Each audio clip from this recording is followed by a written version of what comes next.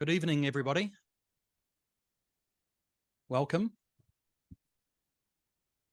I'm Kingsley Abbott, the Director of the Institute of Commonwealth Studies at the School of Advanced Study here at the University of London. And I would like to open this event by extending a very warm welcome to all of you on behalf of the Institute and our partners, the High Commission of Canada and the Commonwealth Parliamentary Association. I thought I'd begin by reminding us all of the purpose of tonight's event, which is to bring us all together to raise awareness about an urgent and worsening issue, which is the online harassment and gender-based violence perpetrated against women parliamentarians online. And it's a global challenge. And we also want to take the opportunity of this evening to try and define the root causes of the problem and identify possible solutions and recommendations as well. I now have the honour of handing the floor over to the Vice-Chancellor of the University of London, Wendy Thomson, to make some opening remarks. Thank you, Wendy. Thank you, Kingsley. With my accent, you'll be thinking that I came from the other side of our partnership, but I'm actually the Vice-Chancellor of the University of London, part of our cosmopolitan image that we like to maintain. So distinguished guests, honourable speakers, all, I'm delighted to welcome you to this evening's conversation. It's an important issue, as Kingsley has said, combating online harassment and violence against women parliamentarians. I've worked with a number of women who have been experiencing this kind of abuse, and it is really growing and very, very distressing. So I'm pleased that we can give it the attention we are today. I'm particularly pleased to be hosting this event, as I say, because challenging discrimination against women and gender-based violence in all its form is central not just to this evening's event, but to the core values of the University of London, and again, to me personally. I was told to get a thicker skin at one point in my political career, which I didn't think was really the solution we were looking for. This evening's discussion is held as part of commemorations of International Women's Day and Commonwealth Week, and has been organised by the Institute of Commonwealth Studies, the School of Advanced Study, the High Commission of Canada, and the Commonwealth Parliamentary Association, as Kinsey has said. Disturbingly, data shows that online violence against women parliamentarians is pervasive and endemic around the world. From Canada, India, and Kenya to the United Kingdom, it has been reported that politically active women are disproportionately targeted by online violence, often leading to them facing serious and sometimes severe consequences, as we've seen. Amnesty International has reported that women in politics are 27 times more likely to face abuse online than their male counterparts. Women parliamentarians who belong to marginalized or minority communities are even further disproportionately targeted. For example, Black women are 84% more likely to be mentioned as abusive tweets than their male counterparts. It has been reported that as a result, women parliamentarians are either reluctant to participate in politics, choose to suffer in silence, or quit altogether. This has a profoundly negative impact on them and their families, but also the functioning of democracy and society as a whole, which means we all lose. And that's why this conversation is necessary and urgent. It's imperative that we not only raise awareness of these challenges, but also seek to define the root causes and identify solutions urgently. Tonight's event aims to contribute toward these global conversations. We must work to create a human rights respecting environment around the world where women feel inspired and safe to enter politics. Particularly as in 2024, we have entered into an historic election year when 50 countries are holding elections and over 2 billion voters are expected to head to the polls. Working to create safe spaces for women to enter into and participate in politics is in line with the message for this International Women's Day, which is inspiring inclusion. I'm proud to say that the University of London has a long history of empowering women. In 1868, 9 women were admitted to the University of London. This was the first time in Britain that women had gained access to a university education. This seemingly modest event was an immensely significant moment for the university, for women, and for society as a whole. So tonight, we're particularly honored to be joined by an esteemed group of women speakers to help us chart the way forward. And again, we are thankful to the Canadian High Commission and the Commonwealth Parliamentary Association for joining us in this endeavour. I also want to say that I'm really happy to see the Institute of Commonwealth Studies, which will officially relaunch next month, tackle these kinds of challenges as part of its new forward-looking agenda for 2024 and beyond. I leave you with a quote by American playwright and poet Maya Angelou, which is a message to all women in celebration for this International Women's Day. I am changed by what happens to me, but I refuse to be reduced by it. Thank you. Thank you very much, Wendy. And now to say a few words on behalf of our partner, the High Commission of Canada, I'm really delighted to hand the floor over to Celeste Kinsey, Minister-Counsellor, Political and Public Affairs, Global Affairs, Canada.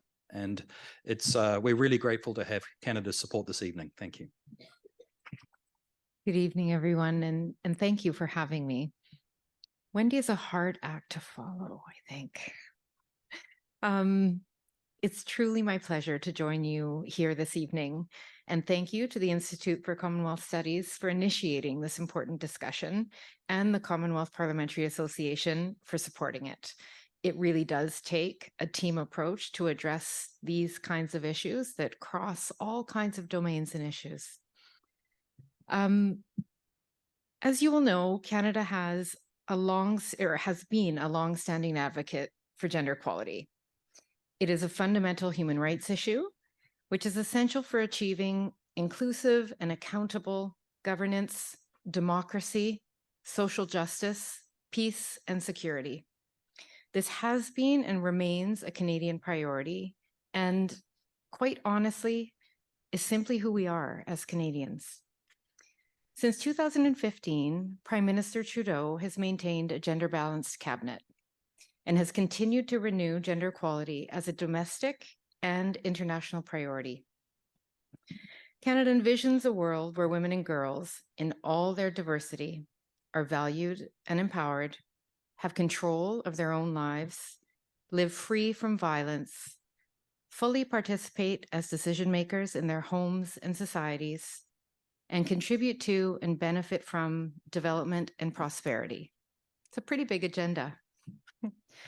So much has been achieved, but we all acknowledge there's still a long way to go to overcome conscious and unconscious misogyny, restrictive societal infrastructures, and economic inequalities that persist across the world. Last month, Bill C-63, which I assume none of you know off heart, the Online Harms Act was introduced to Canadian Parliament. It's designed to create and implement a new legislative and regulatory framework that would mandate online platforms, including live streaming and user-uploaded adult content services, to adopt measures that reduce the risk of harm. The bill is intended to create stronger online protection for children and better safeguard everyone in Canada from online hate and other types of harmful content. Everyone should be able to access an online environment where they can express themselves freely without fearing for their life. Excuse me. Canada, like so many countries, and all of us in this room, I think, is working to make this a reality. But it truly is a work in progress. And that is why being here this evening is such a privilege. And with that, I would like to acknowledge one of Canada's greatest champions in this regard, Catherine McKenna. She's not here yet. I'm there. You are so very lucky to hear from her this evening. She has an incredible story and even more incredibly valuable insights. In my opinion, there's no better advocate on these issues And while her expertise has truly been hard-earned, we remain incredibly proud of the work she does, and it's a privilege to share a stage with her, even if virtual. Thank you once again for having us. Merci à tous et à toutes. I guess that's my call. It's always hard doing things by Zoom because you can't really get a sense of the audience, but I'm certainly happy to be joining. And this is a topic that is really important. I'll tell you a little bit about my story, what I think the impact is on women, but more broadly on democracy, and what the heck we need to do about it, because it's a massive problem and it's just getting worse. But first of all, I want to thank everyone involved in organizing this, the Centre for Commonwealth Studies, of course, the Canadian High Commission.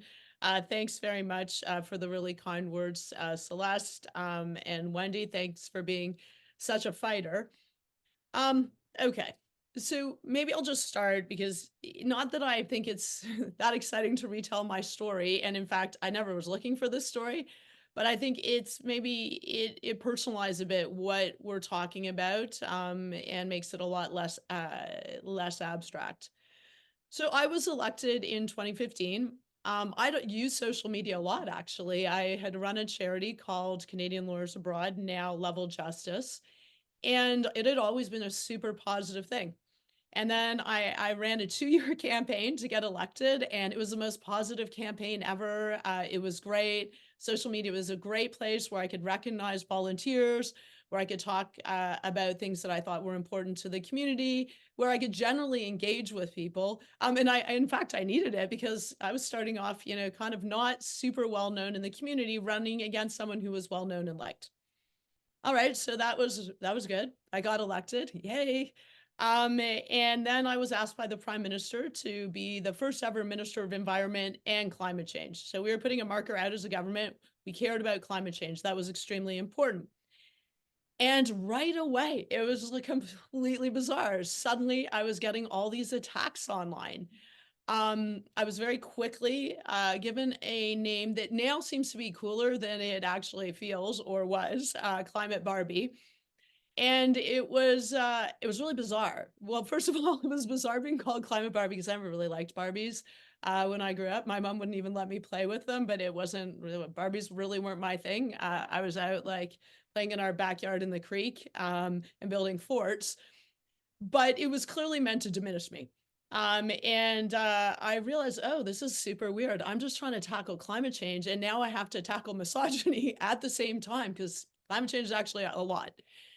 And so that, obviously was kind of annoying.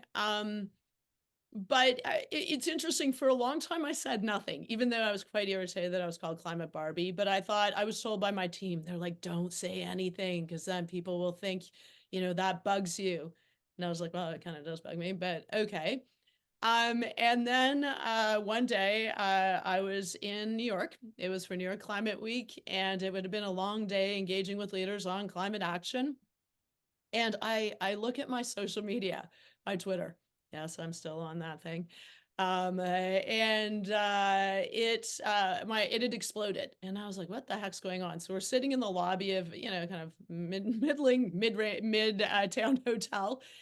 And I see that one of my colleagues actually in the House of Commons, a former minister, no less, had called me Climate Barbie, saying like just something derogatory. So I said to my team, I just looked over to them. I said, sorry, guys.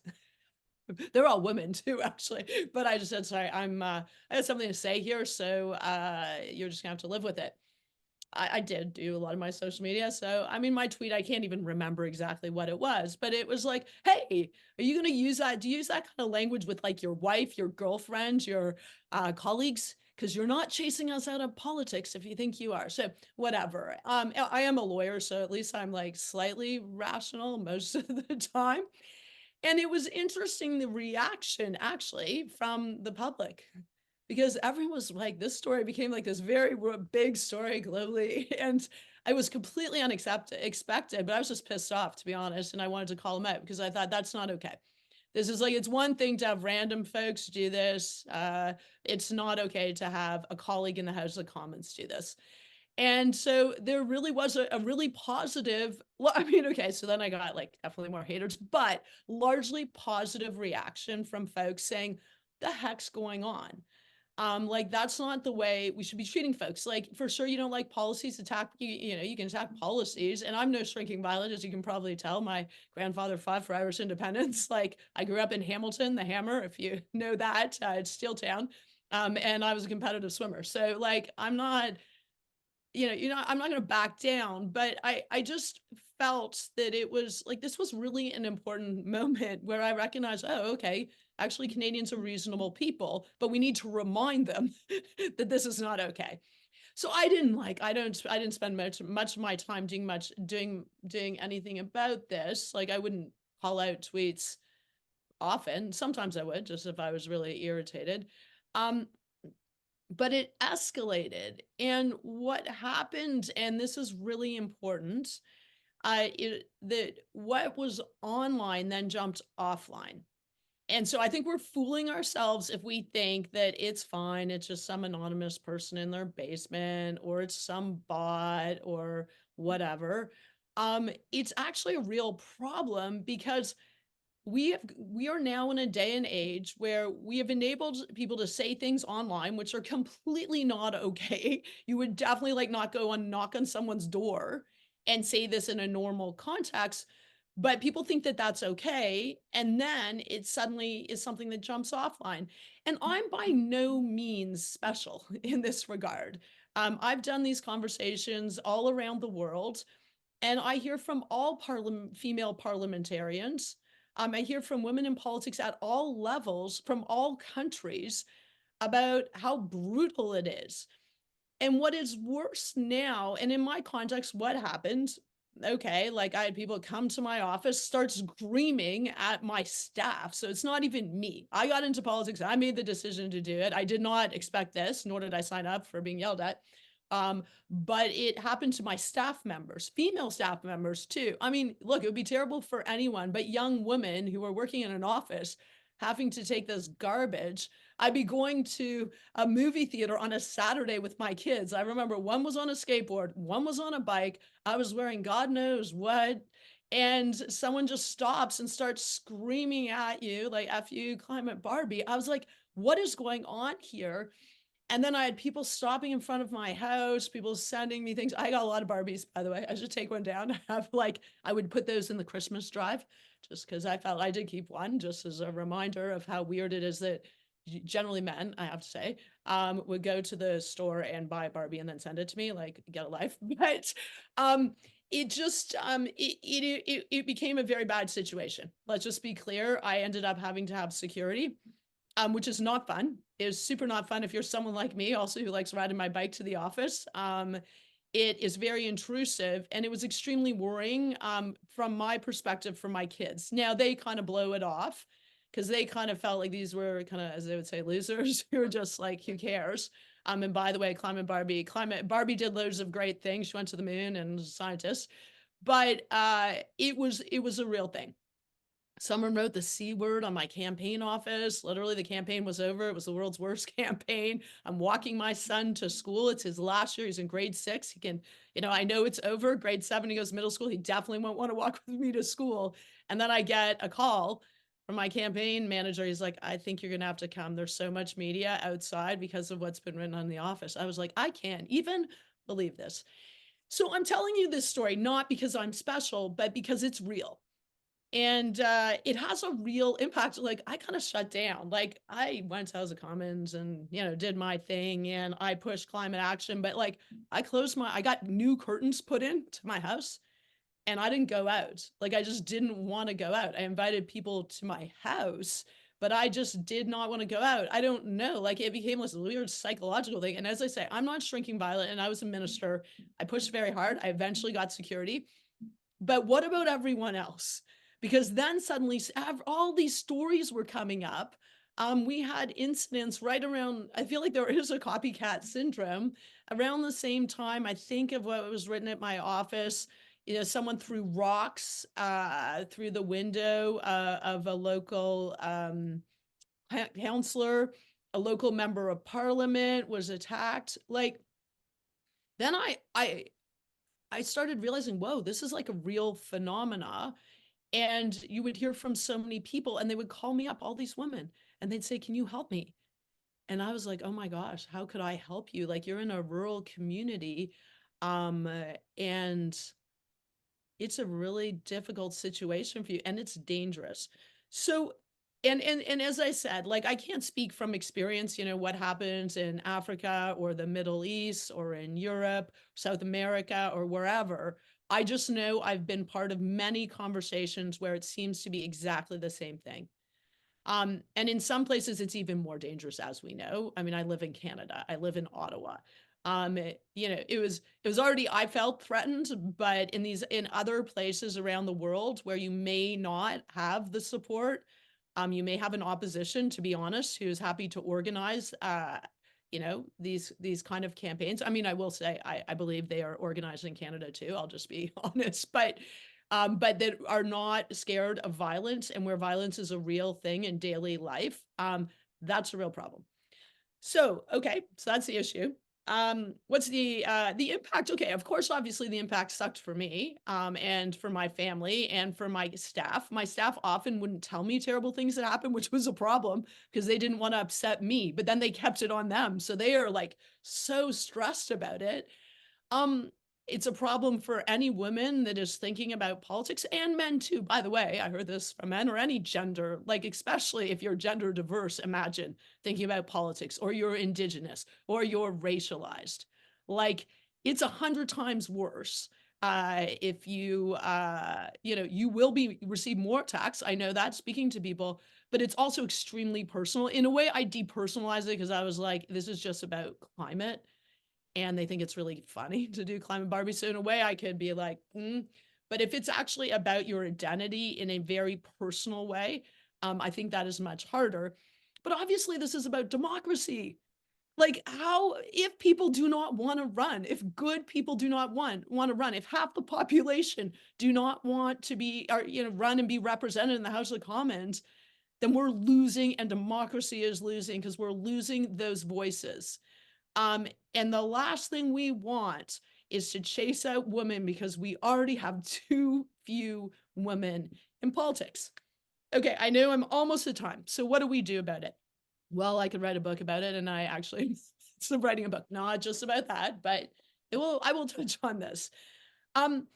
Well, first of all, social media companies need to be held accountable. This is ridiculous. The fact that they actually use their algorithms to rage farm, to make money against women in politics, is completely unconscionable. Like, it actually makes me so furious that rich companies, that is what they do. And now what have they done? They've actually gone back in time. They've actually removed the folks that are there, supposed to be monitoring in not a particularly effective way, but those safeguards are now actually gone. And we're heading into massive elections. So good luck to everyone. So look, Canada has its, finally, I will say, I was like, could you just get it through? They have an online harms bill that's going through Parliament. Look, is it perfect? I have no idea, but it's certainly better than nothing. And it is about kids. It is about a whole range of other things, but it is about attacks on women in politics. And it's funny, I wish I had more time, but my good friends at an unnamed, they're not a media outlet, by the way. They're just like some rage farming thing that is used to make money, attacking people like me and progressives and others. They told me they brought a case against me saying I couldn't block them on Twitter. And I was like, that's so funny. That's so 2015. Like, what are you talking about? I was like, and they said, because you're a minister. And it's funny because we won, but I actually had a law firm go and do a ton of work. I'm a lawyer, so I'm like kind of hardcore. And I was like, oh yeah, you want to do this one? Okay. So they actually went and looked at all the tweets. They accessed my Twitter and they went through all of the interactions and the tweets against me. I mean, it was completely bonkers, but it wasn't just against me. They were actually attacking people that engaged with me. So people that engaged with me, like the impact was even broader, because the people who wanted to engage with me, then they were like, oh my God, I've got like these bonkers, crazy, mean people after me. And so it actually had this really negative impact, but they actually coined a new term. I can't remember what it was, about like this attack on women online that was misogynistic and intended to drive them out. I can't remember, but and so, you know, one, social media for sure needs to step up. Two, we need to take this with a seriousness that we often don't. Like, I think we're getting all kind of immune to this. We're like, oh, well, whatever, like, it's okay. Like, we can just yell and scream. And I'm like, no, this isn't yelling and screaming. This is fostering hatred and violence and misogyny and driving people out of politics. That is not just yelling and screaming. And seriousness also includes security. Unfortunately, we have entered a world where we need to provide security. Like, if someone feels threatened as a woman in politics, I think we need to respond to that. And unfortunately, it takes a lot of attempts. I actually took me a long time, and I didn't want 24-hour security. I actually just wanted someone to take it seriously. And I was actually asked, I mean, not to be mean, but I was asked by security agencies, well, do you have a particular tweet? Could you just like show us tweets? I said, like, if you looked at my account, I said, like, we don't have enough hours in the day. I'm actually trying to tackle climate change. Like, we're not going to go, like, I'm sorry, like, this is not my job. It's clear, we'll give you some terrible examples, but you can go find them yourself. The third thing, we need to hold parliamentarians in particular to account. I'm sorry, like, it's not okay that your colleagues will actually say things under the veil of parliamentary privilege potentially, or put out things that are lies, are misleading, are personal attacks. That's over. There should be a code of conduct that everyone signs, and if you don't sign it every single day, you should be shamed. I know I sound like I'm very tough because people say, well, it's too hard, parties. I don't know, like, just innovate and find ways to force people to act in a serious way for which the office deserves. You are elected to represent constituents, to represent Canadians in the case of parliamentarians. Act like it and have consequences when you don't. Those consequences in the House, because by the way, in the House of Commons, people just actually use it for clips, and then they put out these clips, and that makes people very angry. And then people are angry. Those are the people who then do things online, and then they do things offline. So it's like all this vicious cycle. I just would be way tougher because I worry that we are kind of letting this whole thing go, and it's getting completely out of control. And by the way, it's in some people's interest to chase women out of politics. It is. And so we're going to have to be tougher. I always feel like fight back. That doesn't mean be a jerk. That actually just means have consequences and look for outcomes. And the only outcome I care about is for every girl and woman to want to go into politics and then be able to actually do it. I don't mean they automatically win, but be able to do it in a safe way, to be able to run a campaign. And then if they get elected, to feel like they can do it. We unfortunately just saw the mayor of Gatineau across the water here in Ottawa. She stepped down. She said, I can't take it anymore. And she was already in and elected. So how many other women and girls look at what happens? And I get letters every single day say that. The last thing I'll say, and I know, I'm sorry, I'm a little bit over time. I didn't leave politics. Like, I just want to also be clear. I didn't leave politics because I got chased out. To be honest, sometimes it was actually kind of handy to have like the bad guys who was attacking me because people knew that I was super committed to fighting climate change. But I made a personal decision that I wanted to fight climate change globally, and there was a limit to my effectiveness in that particular time. But I actually thought about it because of the way my personality works. I actually thought, if I leave politics, people will think I'm chased out. And then what is that message going to be for other women? So to the women that are watching, I don't want you, like, I am every day on Twitter, by the way, like right now, like fighting for climate action.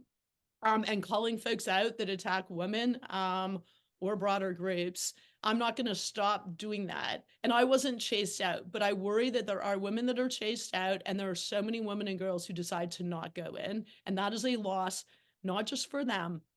It's a loss for all of us and for democracy generally.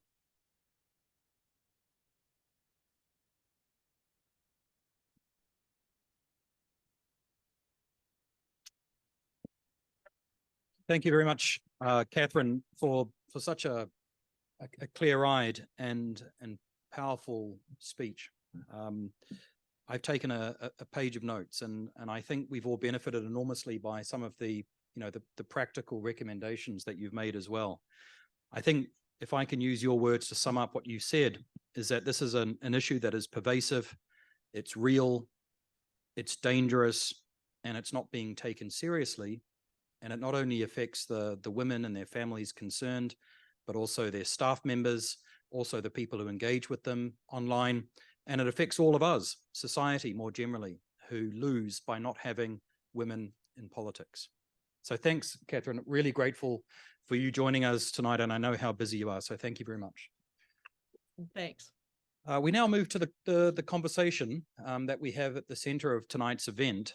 And perhaps if I can ask our panelists and Stephen Twigg to come up and take your seats. And while you're doing that, I will just say a few words about everybody. The fact that we have such an impressive group of people here tonight who've agreed to join us, I think speaks to how important this issue is and how urgent it is. The conversation will be led by Stephen Twigg, the Secretary General of our partner, the Commonwealth Parliamentary Association, which has been leading important work on this issue for a long time. A former UK parliamentarian himself between 1997 and 2005, and 2010 and 2019. He's held several senior positions, and very grateful to have you here tonight, Stephen. Joining Stephen is the Honourable Dame Maria Miller, who is a current Member of Parliament here in the United Kingdom, first elected to represent Basingstoke in 2005 after a 20-year career in advertising and marketing. Maria was the first chair of the Women and Equality Scrutiny Select Committee after serving in the government as Minister for Disabled People, Secretary of State for Culture, Media and Support, and Minister for Women and Equalities. And I think it's important to note that she's also an active member of the Commonwealth Parliamentary Association UK's Executive Committee, and is often seen championing its work on women in Parliament, addressing gender-based violence and the protection of women in public life online. And I also happen to know that she has fond memories of this building, Senate House, having studied here in her past, and so a very warm welcome back to the building. Next is the Honourable Yasmin Qureshi, who is also a current Member of Parliament here in the United Kingdom and is the MP for Bolton South East. She was elected to Parliament in 2010, during which time she has served as Shadow International Development Minister, where she oversaw scrutiny of the government's agenda in South Asia on gender equality and good governance. She also served as a Shadow Justice Minister overseeing the government's agenda on prisons and probation and later courts. More recently, she served as Shadow Women and Equalities Minister. And she's also been leading a parliamentary campaign for the victims of a drug called Primodos, which was given to pregnant women in the 50s, 60s and 70s and resulted in many thousands of babies being born with deformities. She's also the chair of the APPG on Pakistan and the APPG on the Maldives, and prior to becoming an MP was a practicing barrister. Next, I'm particularly pleased to introduce the Honourable Fasiha Hassan, who has flown all the way here to join us this evening from South Africa. So, really incredible at this time. And I think as many of us I know, the elections in South Africa are looming and are just around the corner in May. So particularly grateful to having you join us tonight, because I know how busy you are. She is the youngest MPL and Portfolio Committee Chairperson, Gauteng Province Legislature, South Africa. And she is also a youth leader and an activist, and has been appointed as Chairperson of Cooperative Governance and Traditional Affairs and the E-Governance Portfolio Committee in the Legislature, making her amongst the youngest chairpersons of a parliamentary portfolio committee in the country. And her focus as an elected public official is to ensure that youth and women's voices are at the centre of the agenda, and solving youth unemployment and access to education is a fundamental part of her work. So thank you again for joining us. I'm also really pleased to welcome Jennifer Robinson, immediately to my right, who is a barrister at Doughty Street Chambers, where she specialises in international law, human rights and media law. And Jen has acted in numerous key human rights cases in domestic, regional and international courts with clients including Julian Assange and Amber Heard. She is acting for Vanuatu in the International Court of Justice Advisory Opinion Proceedings on States' Obligations on Climate Change. Her book with Dr. Kina Yoshida, Silenced Women, demonstrates the ways in which the law is being weaponized to silence women from speaking about their experiences of gender-based violence. And I believe that there is a QR code out in the foyer for those of you who might be interested in purchasing her book. Over to you, Stephen. Thank you very much indeed, Kingsley. Thank you very much for that generous set of introductions of our panel. Just one thing from me, which is to say that the Commonwealth Parliamentary Association is delighted to be cooperating with the Institute of Commonwealth Studies and the High Commission of Canada to organise today's event. We have a fantastic panel, and I think you want to hear from them rather than from me. The way that we're going to structure this is very much in line with the very powerful and passionate speech we've heard from Catherine McKenna. I'm going to invite each of our panelists to speak in turn, and initially to focus, if you can, on the nature of the challenge and its causes. And then I'm going to come back to you to start to identify potential solutions. We'll have a bit of a conversation here, and then I'm really keen to maximize involvement from everyone who's taken the time to be here with us this evening with your questions or short contributions, and then I'll come back to the panel. So without any further ado, let me first of all turn to Dame Maria Miller, MP. Over to you, Maria. Well, Stephen, it's a great honour to be here, and it was too many years to think about that I was last here doing my studying for my finals. And I don't think then I would have dreamt of the fact that I'd end up, after working in business for 20 years, being a member of Parliament, and let alone staying in Parliament for best part of 20 years. But I think the one thing that's really struck me over my now quite lengthy parliamentary career is that the way the conversation amongst women wanting to come into politics has changed over particularly the last 10 years, with women being very concerned about coming into politics because of the type of abuse that they might experience online. But as Catherine also mentioned, it starts to spill offline as well.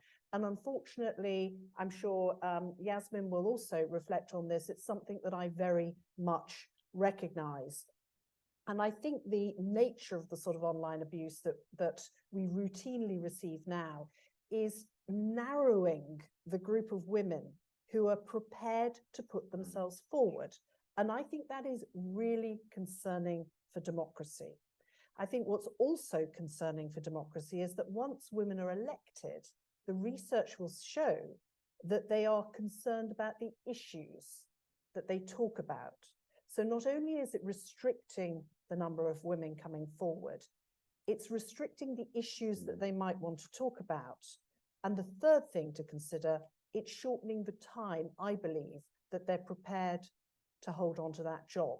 There are lots of other reasons why women have shorter parliamentary careers, but I think this is not helping it.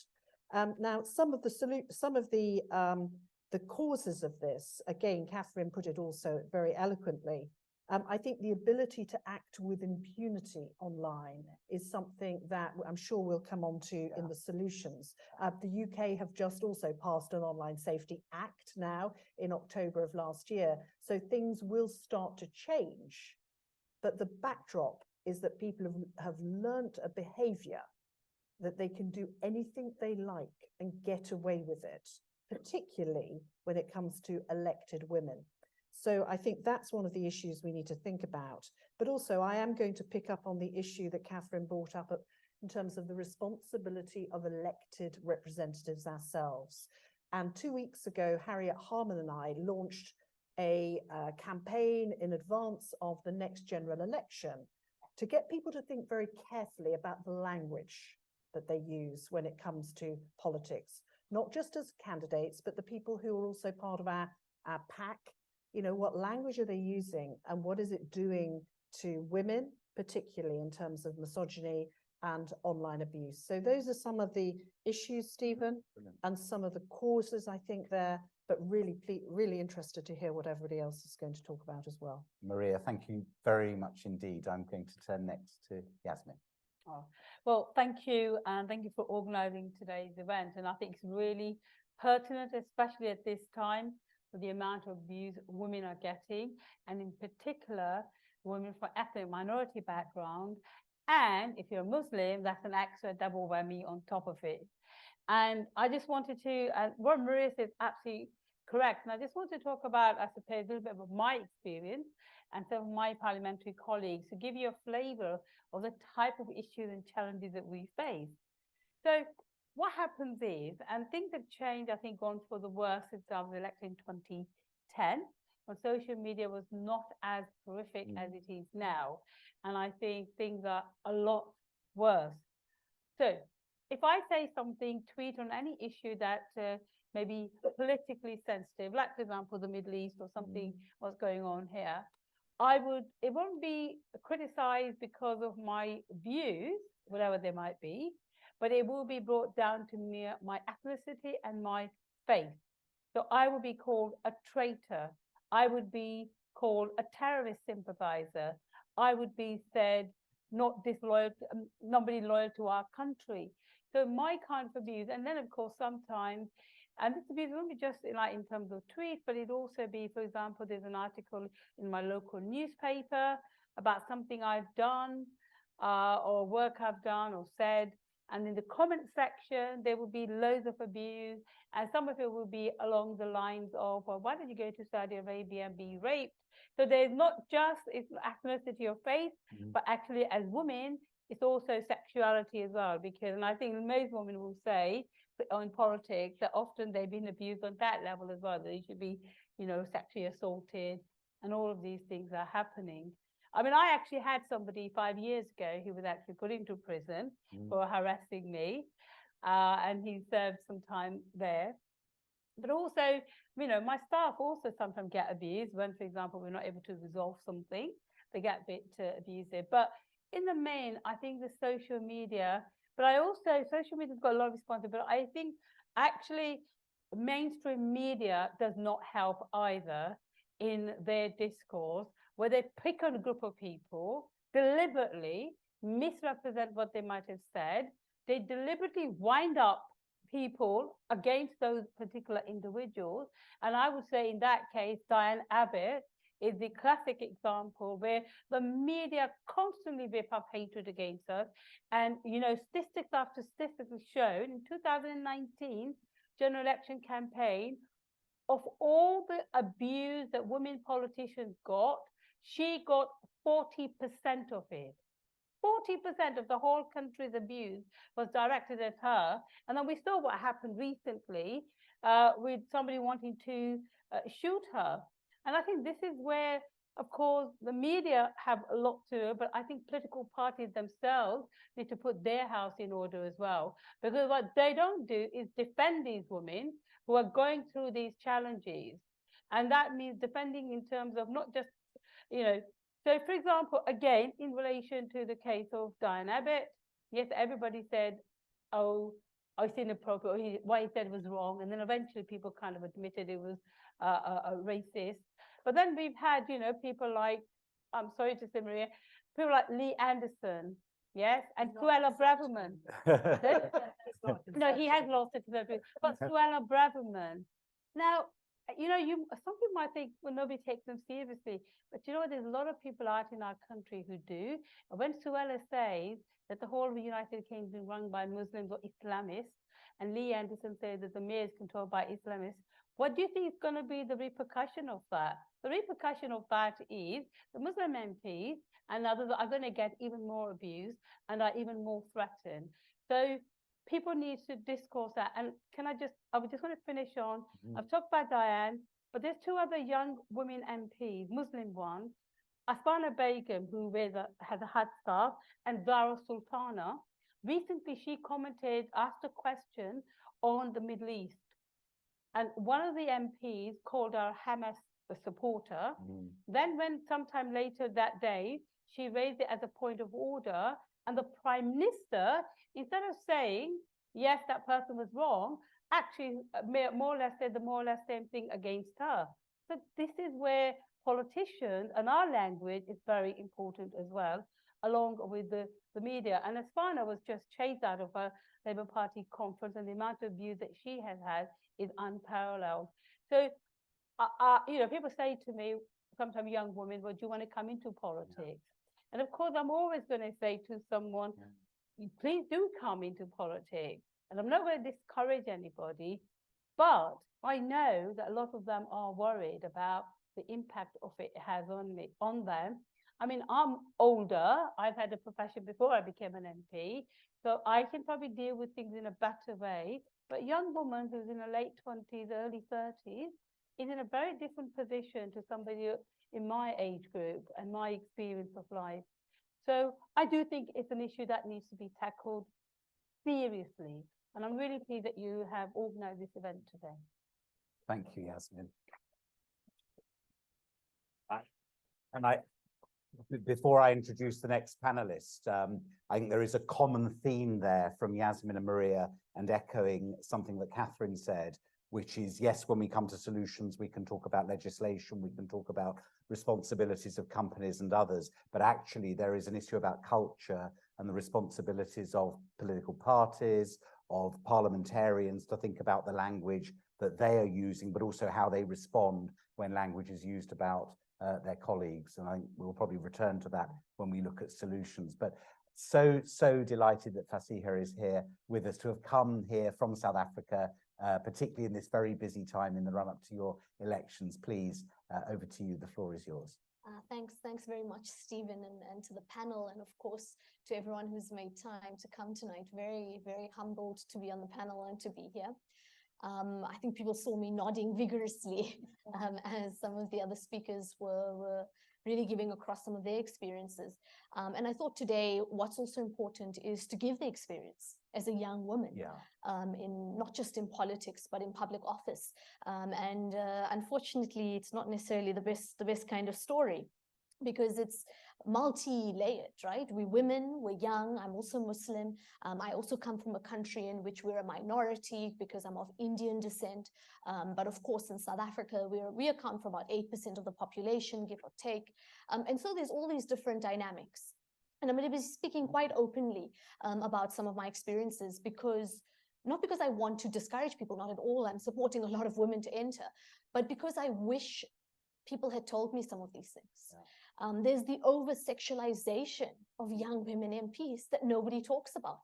I arrived in Parliament, dressed how I thought would be fine, and a senior woman MP said to me, "Oh, so you don't wear dresses? Don't you think maybe you should wear a skirt?" I was like, what? It's 2019, and maybe for context, I was elected in 2019. I was 25. We'd come off the back of a very successful student movement called Fees Must Fall. So we were a little bit, I think we thought we were invincible, we can change the world. And so I was very shocked that in 2019, at the time, this could be said to me. But another thing happened. I had debated, actually on climate justice. And I got a call later that day from a very senior woman in Parliament. I won't mention her name. And I'm thinking, you know, oh, she's gonna compliment me. Hey, I was on fire. I really debated well. I told them where to get off, even though I do belong to the governing party. And I answer the phone and she says, Fasiha, today what you wore was inappropriate. You can't do that in the house. The dress wasn't okay. And I want to give some context. It was a high neck. It was a sleeveless dress and I had a blazer. It was hot. I'd taken off the blazer to debate. As you can see, I'm a hand talker, so I need a bit of a leeway and room to move. And it had nothing to do with the content, nothing to do with what we said. She was putting me in my place because there's a very particular pecking order that you come to learn, not only because you're a woman, but because you're young. So you think that because you elected, I've arrived, you know, I'm here, my voice is going to matter. And then you have to fight even harder because you're at the bottom of that food chain. So there's a lot of work that we need to do. And you mentioned culture. So for me, it goes beyond just the culture of online harassment. It's even how fellow politicians look at us. It's in committee when you make a point and you're spoken over by a male MP. Or my favorite one, you'll speak, and then 2 hands later, another male MP will say the same thing, and it will be like he said it the first time. And I know this happens across. I know it's not just in public office, but there's no one else acknowledging that. And you're like, am I crazy? Did I miss that? But this idea that we need to be constantly validated by something beyond, I think, is something that we really need to look at. And one of the last things I want to talk about, because I think it will come up in the discussion, some of my other points, is the sense of ownership of young women in politics. And it comes out in different ways. I've mentioned the dressing, but it's also around behavior. There's also a different set of rules. So you have to be more dignified and more graceful in the face of attack. You're not allowed to get angry. You're not allowed to lash out. You're also not allowed to be tired or annoyed. And these are all things that I thought are human aspects, but are not received well. I mean, you'll go into a public meeting and you're like, I'm really tired because I'm working on X issue. They don't want to hear that. But when a man says it, it's a different experience. So I want to also sort of talk about this sense of ownership. And maybe one last personal experience I'll share related to the online harassment. I recently got married in December. And I married out of my community. Yes, he's Muslim, but he's Black African. And if I can show you some of the screenshots of the things people have said, I mean, it's disgusting. So that racial element, the thing of not even wanting to share parts of your personal life on social media, forget your political work, just who you are, because it's not a safe space to do that. I haven't even posted my proper wedding pics because I'm just so terrified in an election campaign what will be said and what will be done because of that different set of rules. And so what ends up happening is you become a particular version of yourself, where we all know we're multifaceted people, but I've met people who said, oh, actually, you're really nice. Like, yeah, I thought I was really nice. I thought that. But because they see that online personality of who we are, I mean, we have to be very strong. You have to be very harsh, no nonsense. Because if you let your guard down, even on social media, you're attacked. And so it's gotten to this point where people don't know who you really are. And it's difficult to connect with voters and constituents because your guard is always up and you're always afraid and you're always worried. And then, of course, the last one, even in South Africa, safety. It's a big one because gender-based violence and femicide is real. It's not academic. So when we talk about it, you're afraid to walk to your car sometimes late at night, depending on the issue that you're fighting. You're afraid of what people will say. And I know these comments, I've faced them as well, even during my time in the student movement. And people are like, grow a tougher skin. I think Vice Chancellor, you said that. I'm like, yeah, but I mean, that tougher skin is not going to protect me. This is a real issue. So the thing that Catherine McKenna said about taking it seriously, it's fundamental. But I'll leave it at that. I think it will come up more in the discussion. Thank you.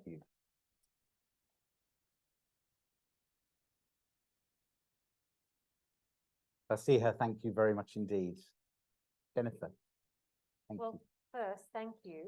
And can everyone hear me okay? Yeah, great. It is an honor to be on a panel with what a remarkable group of women. So I'm so pleased to be invited to speak alongside each of you, and thank you for your work in Parliament. As an only non-parliamentarian on the panel, I can thank you for your work in Parliament and see the amount of abuse that you receive. But this is a problem that is not just about women in Parliament. This is a much bigger problem. So I thought from my perspective as a lawyer working in this space and having written about it, I'd like to talk a little bit about the general problem, and this is a form of violence itself. Some of the clients that I've worked with and my own experiences of online harassment and abuse, and the problem of regulation as a lawyer, why we're having such a problem in regulating this. And so I guess one of the things we talk about in the book and my own experience of it, this is a problem of culture. This is a problem about women who have a voice in our society and the consequences for having a voice. Because if we look at the problem of online violence against women and online harassment, this has to be considered in a spectrum of violence, as Catherine said, and it is a spectrum of violence.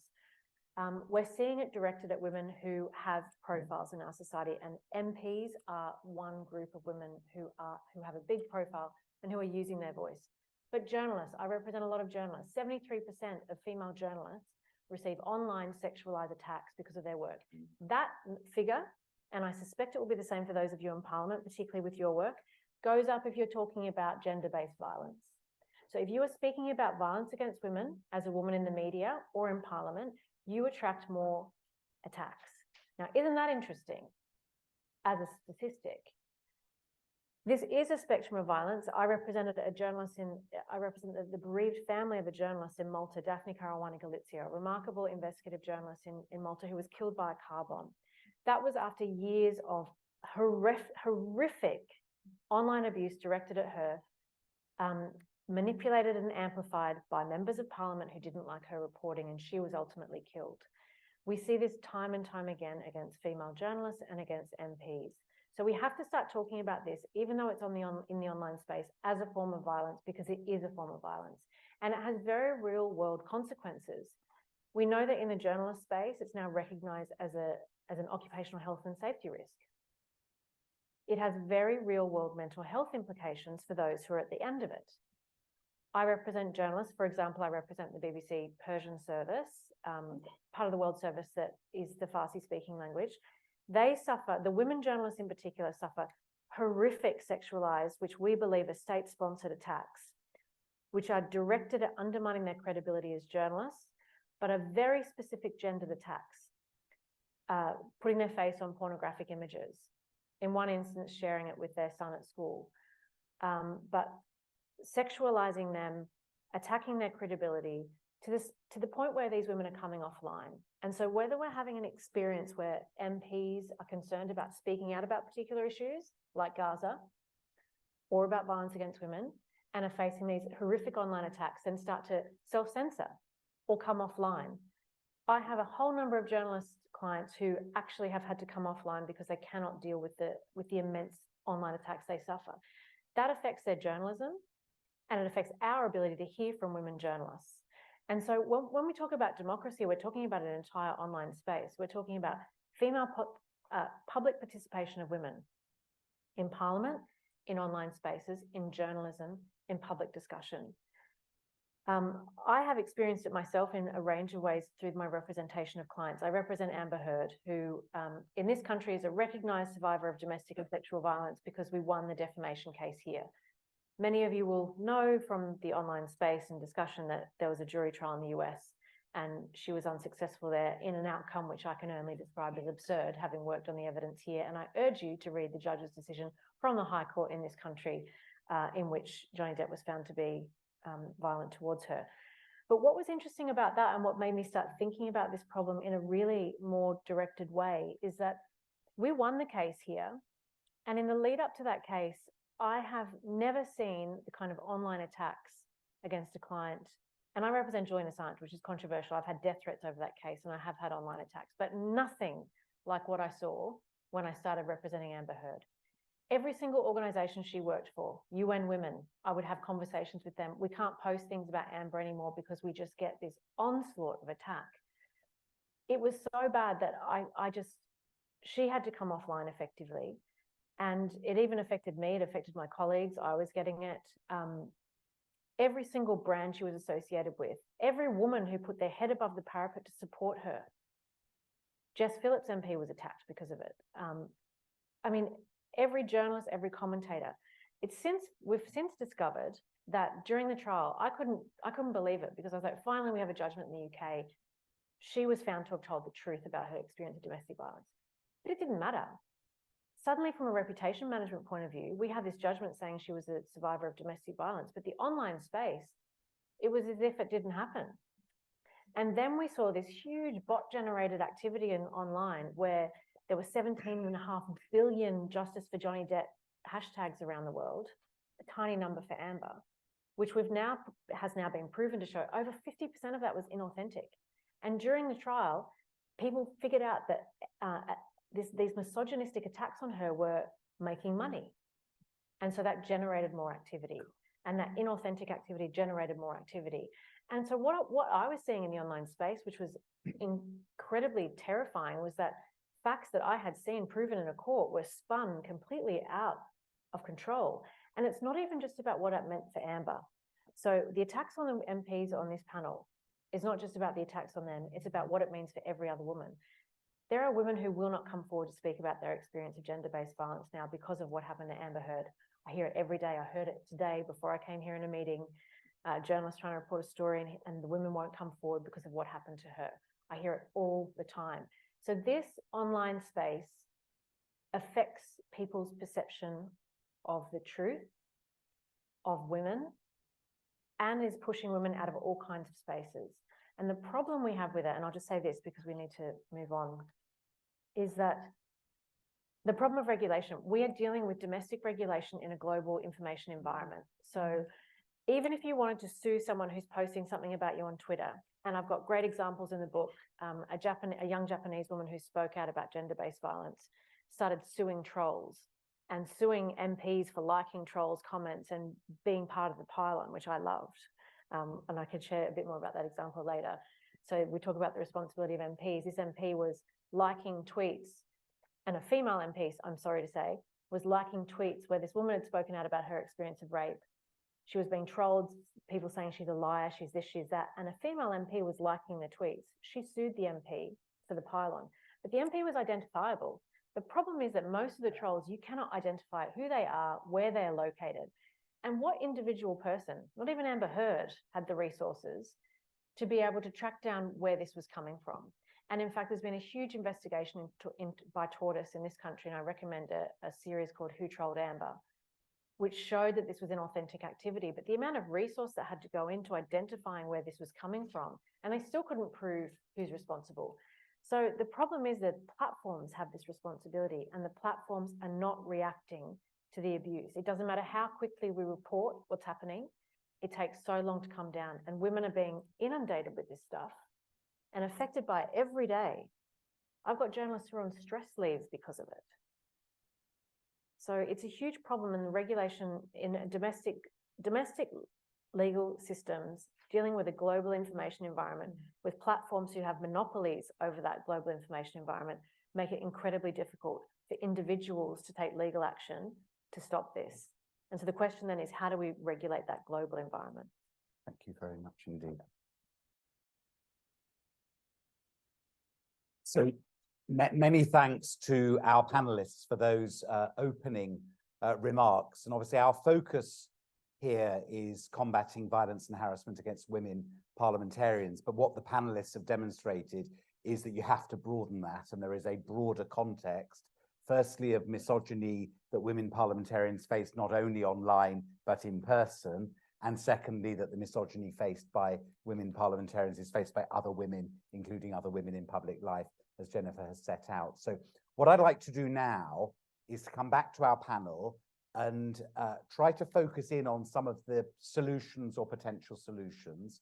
Catherine talked about some of them: legislation, the responsibilities of social media companies, but also what I think a number of the panelists have referred to as more the culture, the responsibility we all have to behave properly, the role of political parties. So I don't need every panelist to address every aspect of that. If perhaps one or two areas could be spoken about by each of you. And then after that, I'm going to open up and give opportunities for contributions from the floor, but I'll go in the same order. Great. So over to Maria. Well, Stephen, I think the way you combat something is by getting more women involved. Yeah. I mean, ultimately, if we, listening to everybody, and I agreed with everything that was said, it can make you feel as if, well, do we really get involved here? Shall we go and find another way to take our lives, to contribute to our country? But no, I would argue to you that one of the best things you can do is stand for election. Going back to my very initial point, you know, when I was a 20-year-old sitting in Senate House doing my finals, did I really think I'd be an MP? Absolutely not, because at that point, I did not see people like me sitting on the green benches in the House of Commons. But I do more now, and one of the reasons I'm restanding is because I just don't want to see women like me with experience of Parliament leaving Parliament. I want to stay longer to encourage more women to come in and to and you know, represent my community as a woman, an experienced female parliamentarian. So I would say one of the ways we combat this is by getting more women in. I was the 265th woman to ever be elected, ever, not just in my party, ever. And the 38th woman to ever be in the cabinet. Isn't that frightening? And I was elected in 2005. So we are still in the UK in the foothills of getting enough women in there to change the conversation, to make sure that the issues that really affect women and the lens which women view life through is well represented. So please do not take these issues as reasons not to stand for election. I think they are reasons you should stand for election so that we can combat this misogyny, which pervades so much of our lives. And sorry, my final thing, Stephen, is I actually think the Commonwealth Parliamentary Association is one of the reasons why I am staying in Parliament. I chair the UK branch. It's a fabulous organisation. Why? Because they support women parliamentarians. We learn from each other across the globe that actually the issues that we have talked about here, and you've heard a South African point of view as well, you know, they are common issues. And actually, as an organisation, we provide training for women parliamentarians. And in fact, I was in Malta, the Commonwealth Women Parliamentary Association's regional conference, and we were talking about your case. I'm fascinated about it. You know, empowering each other, supporting each other. And I think that is something that you see cross-party in Parliament. It's really important that we support each other as female parliamentarians.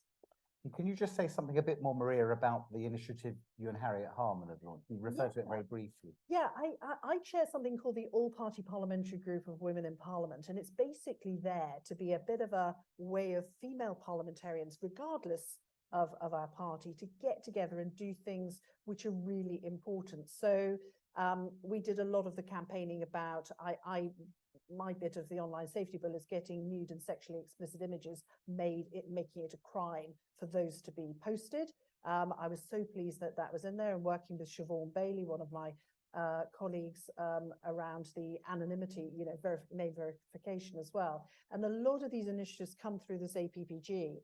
And one of the things that I really wanted to do in advance of the next election was to get backbenchers, not just party leaders, but backbenchers to say we should be acting with integrity. We should not be using language which incites misogyny, which incites a negative view of women.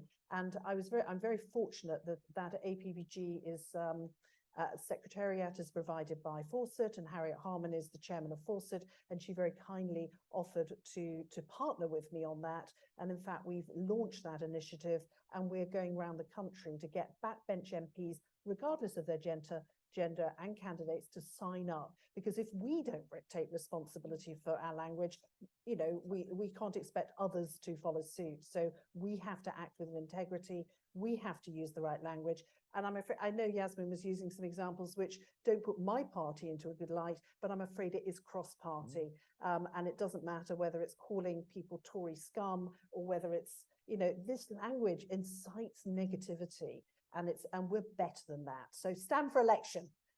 Thank you, Maria. Yasmin, Yeah. thank you. Well, I entirely agree with everything you've said, Maria. I think this should not put people off. The more there are, the better it is. But a second, I think, one practical, Stephen, you've asked us a couple of different ways to tackle this. I would say the online safety bill is a great piece of legislation, but I think it can go further. And I think one of the key things we could do, because a lot of this abuses online, is the anonymity. So people can create Twitter accounts, Facebook accounts, and that account, and you can't find out who it is.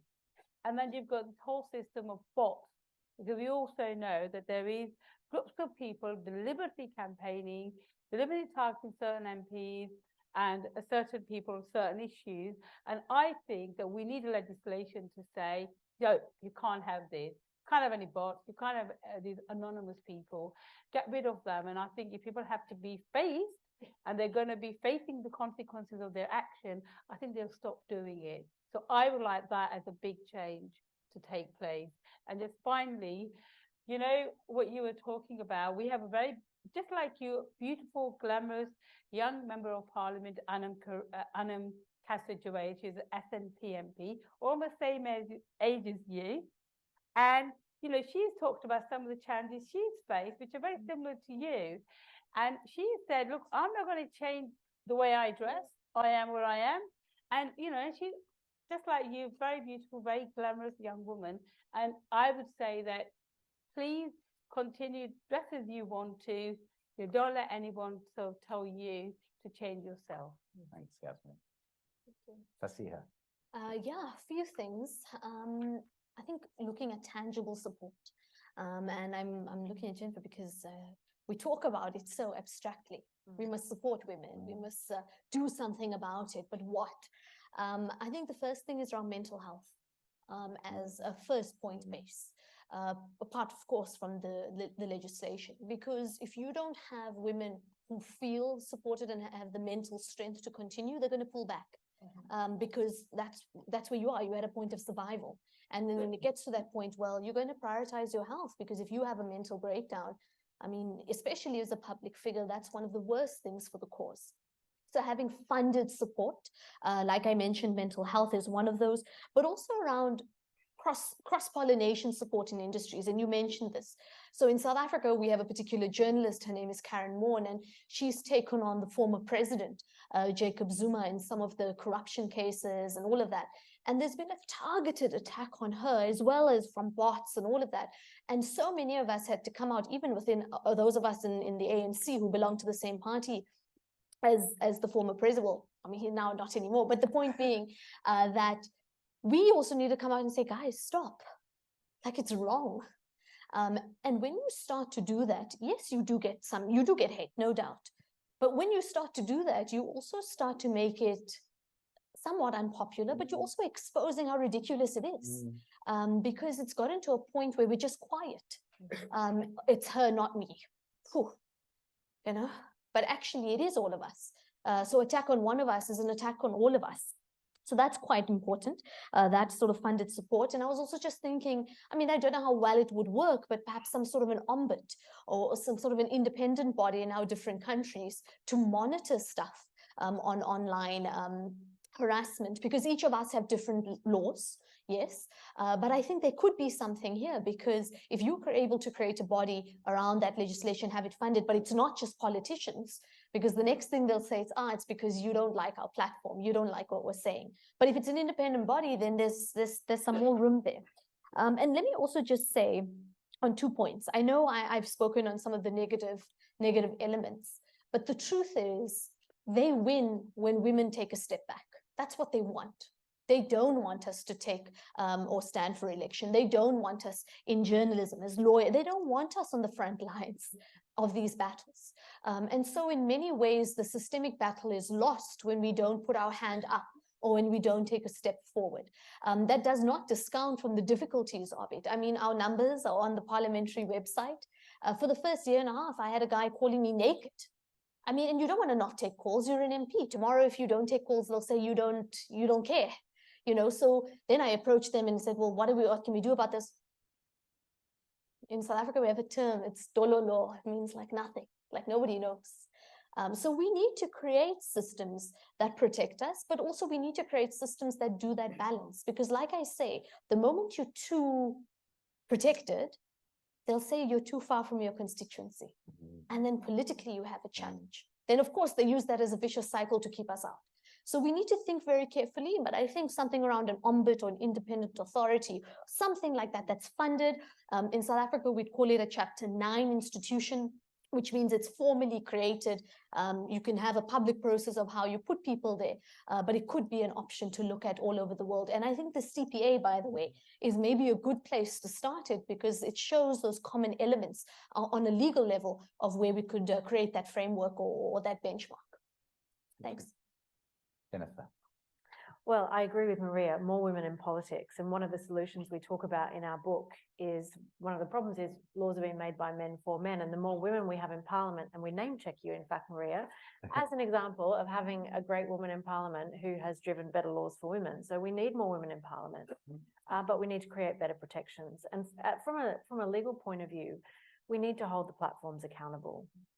And I sit at a very difficult kind of apex as a free speech advocate about the difficulties of regulating online content.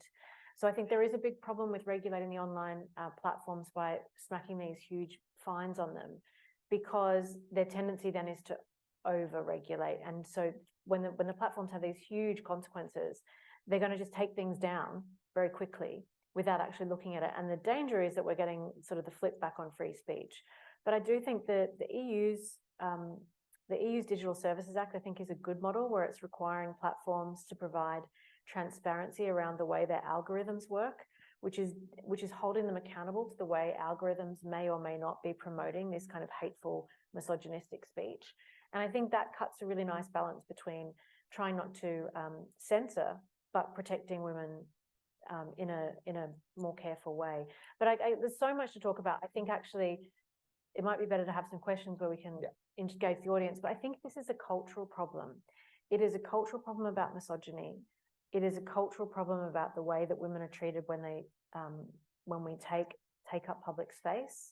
And it's a problem that's facing women across society. So there's a huge education and cultural piece here, which is not just about regulation.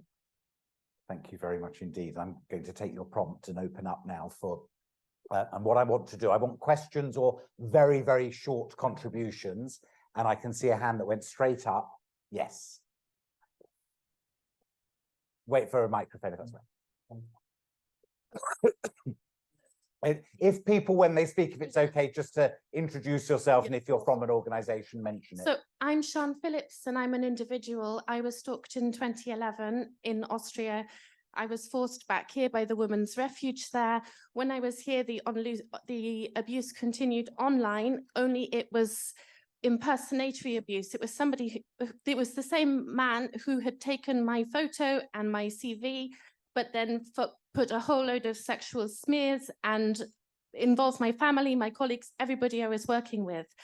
And I'm feeling really shaken up that the same question about jurisdiction, because what the Met Police said, and they were also just as misogynistic, they were too misogynistic to recognize the misogyny in what he had written. But they were saying, well, we don't know which country he's in. If he's in Austria, it's the Austrian police, because that's where the restraining order is. And there's all this mess about jurisdiction. So that's got to be sorted out. And it's got to be sorted out by the internet companies, I think. But where I'm most disappointed is what women MPs were doing. I wrote to Dr. Therese Coffey, who was my mother's MP. I wrote to Lynn Featherstone, who was then the Minister for Women. And then also Karen Buck, who became my MP once I'd found somewhere to live. It affected all of my work. It made me homeless.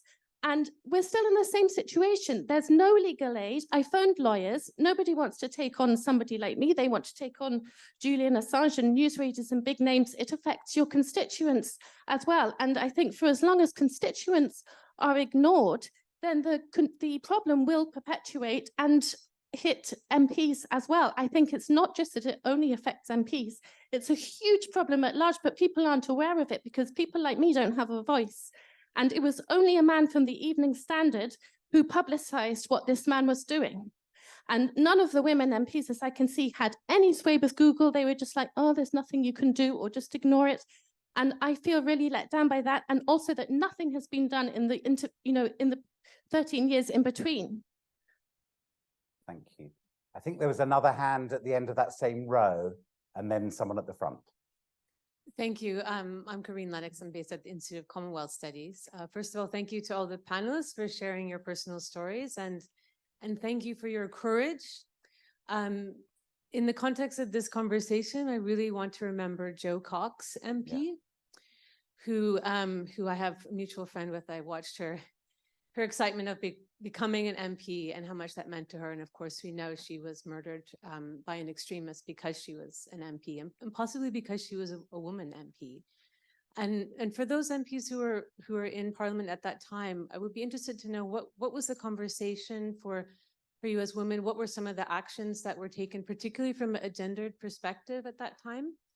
And then the second question, because we're at a university and a lot of us are researchers here, to ask the panel, what kind of research would you find useful to drive forward some of the recommendations we're tabling today? Thank you. That's great. Thank you very much. And then we have someone right at the front here. Thank you.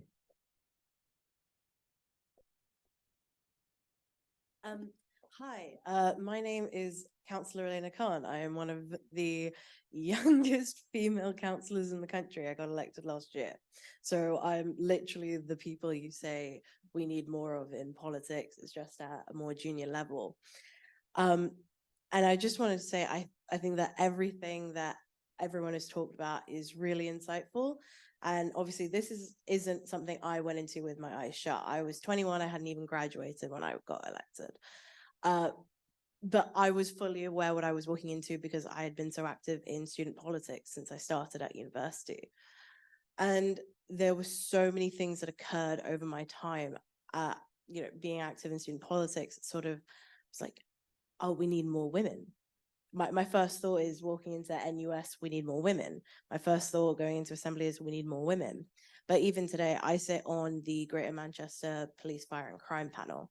And following on from what I think Charles said, police is misogynist. The justice system is failing. There is no legal aid. Women not believed. And this is where we need to have major reforms in politics. Women do not feel like they can come forward. And this is something that I have said multiple times on the panel, because it's not just me who can't feel like they can come forward. If MPs feel like they can't come forward, how does the average citizen who doesn't earn the salary, who doesn't have the protections, who, isn't elected, how do they feel like they can actually do it? I mean, Amber Heard was one of the most famous actresses ever. She was in tons of movies. She had support. Angelina Jolie is probably one of the most respected women on the planet. When she came out with domestic violence reports against Brad Pitt, no one believed her. And she's one of the UN Women rapporteurs. So I would just say, when it comes to the criminal justice system and believing women, what are sort of some of the changes that might be beneficial? Thank you very much. I think I've seen a couple of other hands. What I want to do is come back to the panel, but I think there is time then to take a second round of questions. And if I'll take the panel in reverse order this time, so I'll come to Jennifer first. Feel free to answer just one or two. You don't have to answer all the questions. I'm glad you raised the question of jurisdiction. It's a problem that I see in case after case. It's a problem I'm seeing with BBC journalists, for example, because the attacks are originating from Iran. What is it that we can do here? And they just basically send you to Twitter. And you go to Twitter and you say, this is a problem. And they say, oh, well, we'll try to take it down, but it's Farsi, so it's really hard for us to remove it. And it's like, well, get better resources. So the answers are, there's not enough being done in terms of the research that I think needs to be done. Elon Musk has just shut down the ability to download material from Twitter to be able to analyze this stuff. So the only reason that an investigative journalist could even do the analysis of what happened to Amber Heard is because an expert had downloaded the material years ago before Elon Musk bought Twitter. So I think we need a huge amount of work done on AI and the tech space to find tech solutions that improve the way that platforms respond to this. And I'm a lawyer speaking. I think the solution to this is actually tech rather than the law. And I think more resources need to be put into tech solutions to protect women. There's also some, for those who are suffering it, there's also some really good resources out there that we talk about in the book. Trollbusters is one group that was set up to support women journalists who are facing this kind of online attack, and some techniques that women use. I think this point you made earlier about women not feeling alone. I take a point of screenshotting and sharing the stuff that I get trolled with, and other women are doing it too, because if we don't share it, people who don't face it don't see it, and so for them it's not a problem. And so I take the view of sharing it. And people say, oh, Jen, why are you sharing that awful stuff that people say about you? I said, because it's important that this is visible and that we talk about it as a problem and that we start addressing it as a problem. Thanks. I think not everything was necessarily relevant, but there is one or two points I want to quickly make. So the siphoning system is no better in terms of criminal justice, in terms of the police, and I think it's a problem the world over. Many women will come forward to us and say, look, I went to the police station, no one believed me, or worse, and this is not legal, but it's happened. I've gotten a few complaints actually over the last year or two of domestic violence. They'll come in and the police will then call the husband or the boyfriend in as well and put them in the same room. And it's not legal. It's completely illegal. In fact, the act says you can't do that. But because we have a system that, it's women who are the problem. So we've passed new legislation, 3 new pieces. But the point I actually want to make, and we haven't gotten there yet, but it's something we're advocating for. And it's what you said. That's why we need women in these positions. So what we're hoping to do, instead of having to go to a police station to report a sexual violence attack, rape, etc., we want social workers and community activists on the ground to be empowered, number one, through training and legislation, to be able to take the first statements and details of the case, make sure the person's in a safe environment, and then take that to the police. So instead of me as the victim having to go through the whole traumatization, secondary and others, of what's going on, we have what we call Tutuzela centers who are in existence. We want you to be able to go there. The social work is taking everything first, and then that's handed over as almost a docket to the police. The other thing that we're doing is trying to partner with private sector in other ways with forensic support, etc., because we have that problem of not being able to fast track all of these cases. And we're also looking at creating a whole court system only for sexual violence.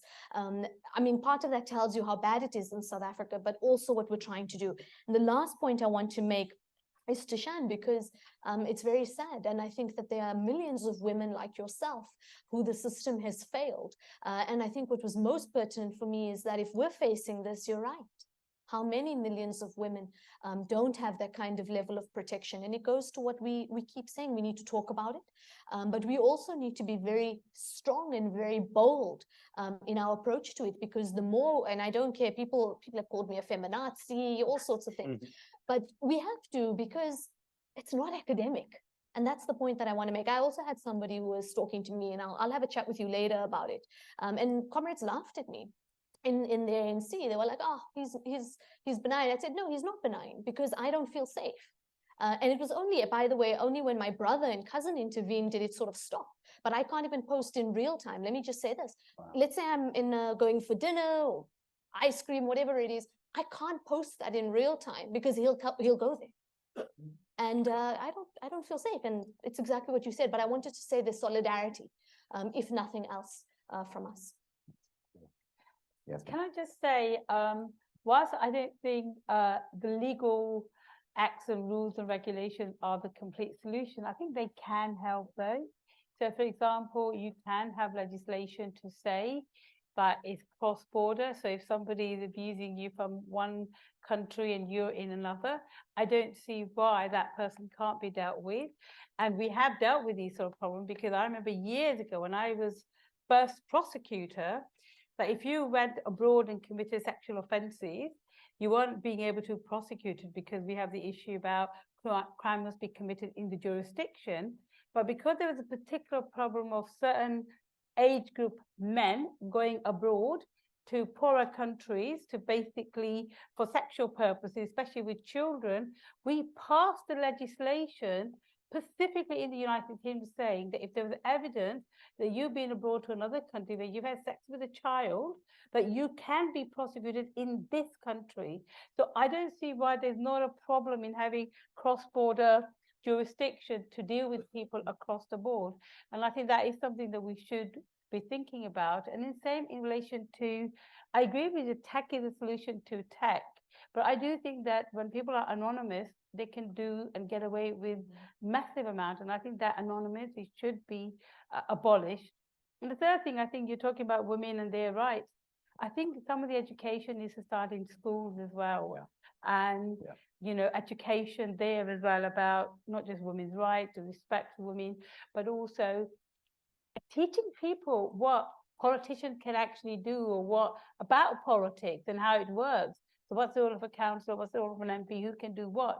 Because that kind of leads to a lot of people getting angry as well, frustrated with their politicians, that you can't do this. So I think education about how political process works is really important.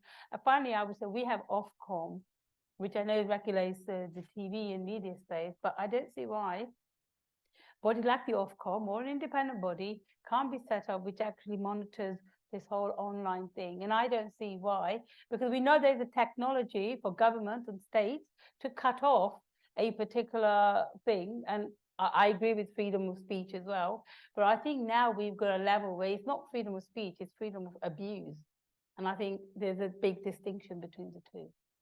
Thank you, Yasmin. Maria. Stephen, I'm going to try and strike a note of optimism here. Actually, a note of optimism out of tragedy. Because Joe's death was a tragedy. David Amos, my colleague, his death was a tragedy. But actually out of those two deaths, and I don't think there's many people in this room other than Yasmin and I who've had two colleagues murdered in the last 10 years. I mean, maybe if you're a police officer, but there are very few lines of work where you'll have had that. Don't get me wrong, and both were immensely shocking, fundamentally shocking. But I think out of that has come a grain of hope, because the Met Police, who I know they get a bad rap, but actually we hired somebody into the House of Commons to say, what is going on here? This can't be right. And in fact, this particular officer turned around to us and said, you know what? Your threshold of abuse is way too high. You think it's perfectly acceptable as elected politicians for people to abuse you in a way which nobody else would ever accept. And what the House of Commons has done now, and Parliament more generally, they've put in place processes which have made the police, I'm not going to say for the first time, but certainly probably since you were in Parliament, take it seriously. So I've actually had somebody convicted of harassing me. I don't like talking about it because actually the guy was harassing my family. It wasn't just me, and maybe I could put up with that, but I can't allow my family to get involved. And the prosecution was successful. Now, 10 years ago, that would have been said, I would have been told that's the price of being an elected politician. Male or female, it would have been what I was told, but it's now not the case. So I'd like to strike a note of optimism coming out of tragedy, which often is the case, that we are now taking far more seriously the safety of members of Parliament. And as we go into the next general election, we will see that, I think, writ large. The other couple of things I would say on anonymity, I think we have to be careful, because anonymity in some countries is actually a price to get a free message out. I've backed the changes to the online safety bill, which means that we have verified names. So if you want to go onto Twitter now, well, shortly as soon as they enact it, and only see verified contributors, you can do that for the first time. So that's as a result of Sharon Bailey's work. And Ofcom obviously is the regulator now of the online world. And I think that they're going to be challenged, because when it comes to free speech, it's two ways, isn't it?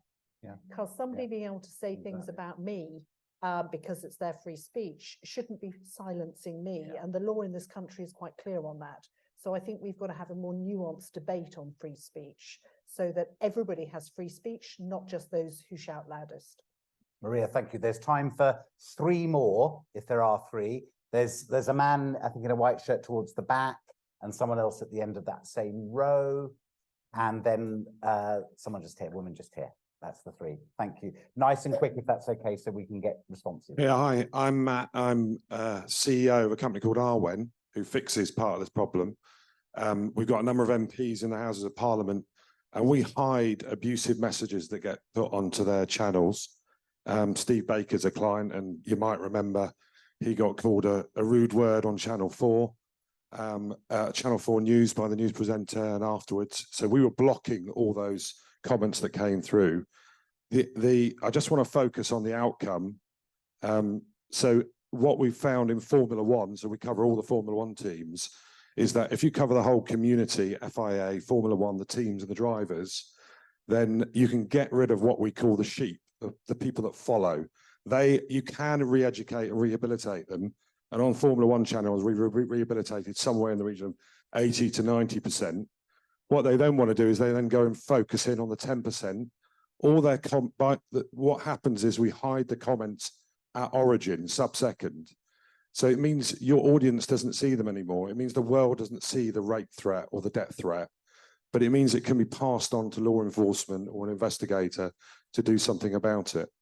I agree with the legal comment on, we talk about lawful but awful comments, because the challenge is all the jurisdiction, what is racist in America will not be racist in the UK, and vice versa. So there is definite massive nuances there on that. The other one I just wanted to say very is, quickly, because you're taking time. Sorry, the other thing I wanted to say is the way to fix Twitter and all these people is pandering to money. These people make money from advertising, happier, engaged communities make more money for their advertisers. So that's the way to get them to think and listen. Thank you very much. There's someone just at the other end of the same row, behind. Thank you very much. Stephen Smith, I'm chair of the Division of Sports Psychologists at the British Psychological Society. It's 30 plus years since Monica Schellis was stabbed by a stalker.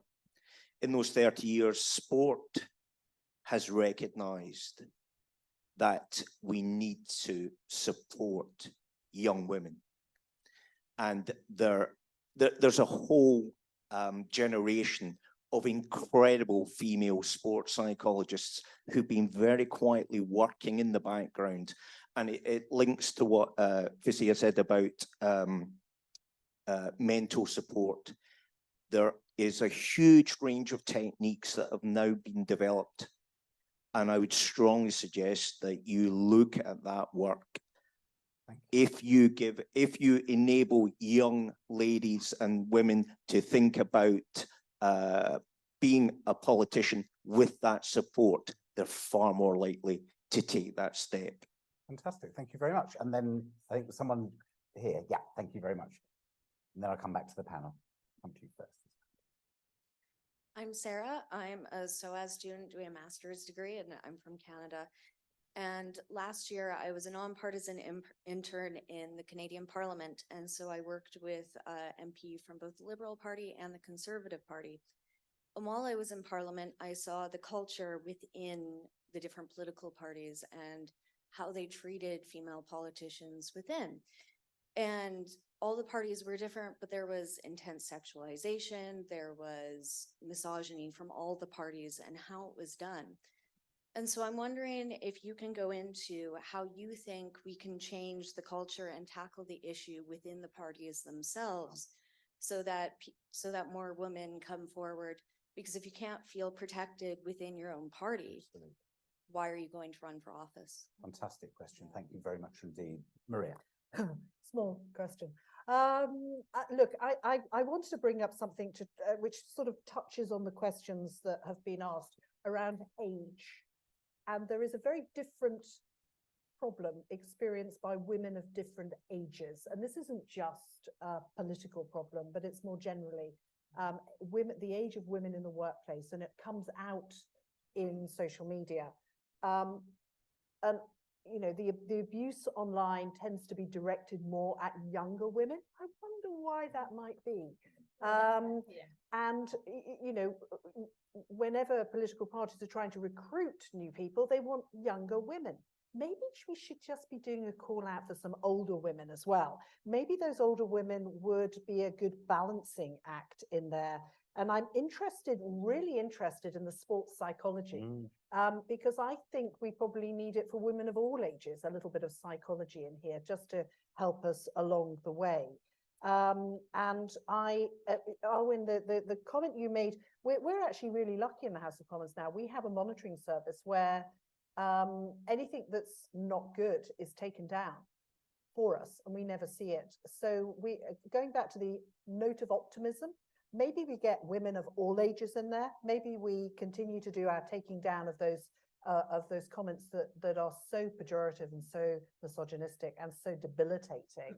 But also we recognize that as we go into the next general election, where we will undoubtedly see more younger women coming in. I think our last lady from Canada is absolutely right. I think we really have to address this. And this isn't just an issue for politicians. I'm married to a lawyer, but it's an issue in the law as well. He's a Canadian lawyer as well.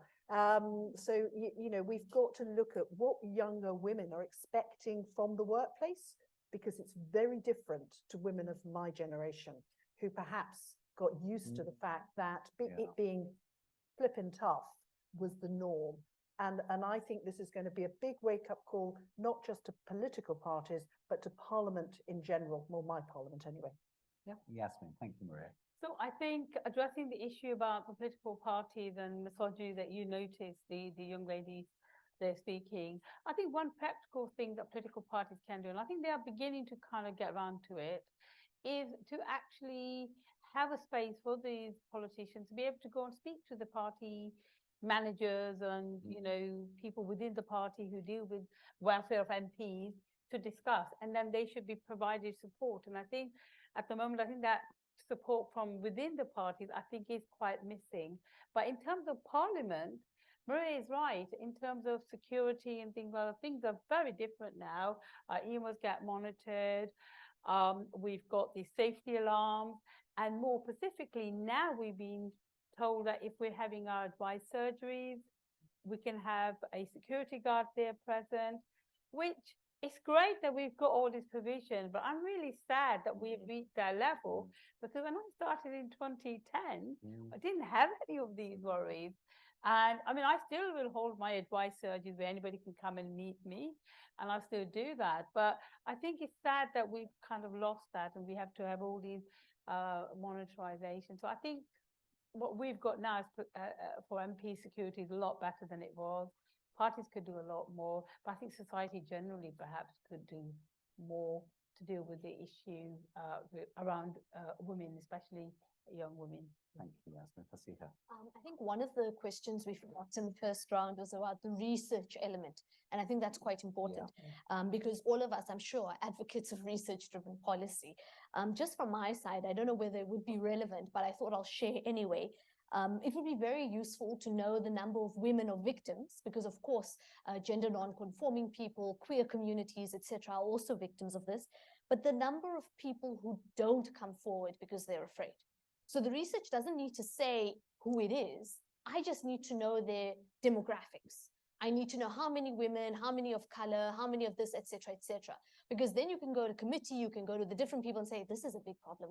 It's not just us saying it academically, like it's a real thing. We know, but then it helps us push forward. I think it's also very important to help us know where to put the money and the resources. I know we're all operating under austerity budgets. Treasury doesn't want to fund anything. So you need real tangible stuff to say to Treasury, actually the problem's legislation. No, actually the problem's not legislation, like in South Africa, it's not. The problem is in advocacy, for example, or the problem's in tech. Where do we need to put the money and at which sort of pie chart elements? Because that would be very useful for us. And then also research around the support mechanisms on the ground. Often as politicians, you know, we think we know best and we don't. Communities know what works.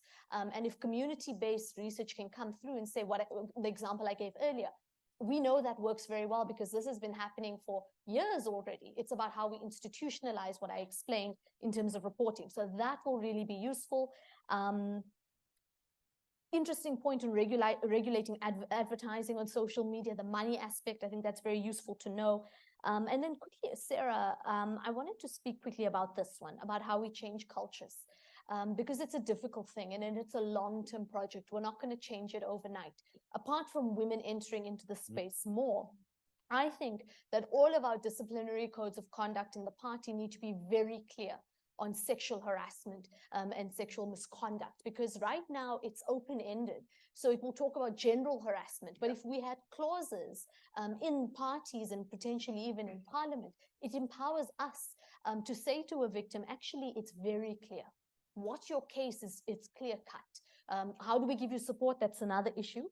In South Africa, we have something in my political party called the step aside clause. So any black mark on your record, before you even get to a point of being found guilty, we are forcing people to step aside.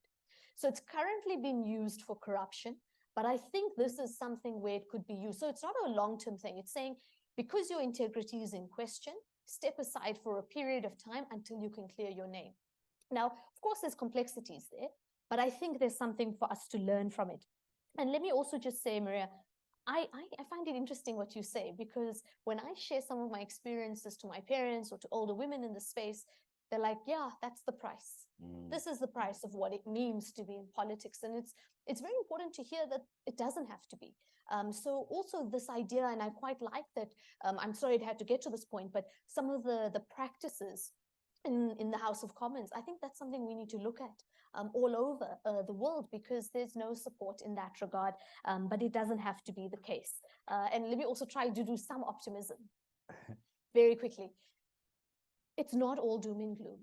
Yes, we're talking about the negative things, but we wake up into positions every day where we can change the outcome.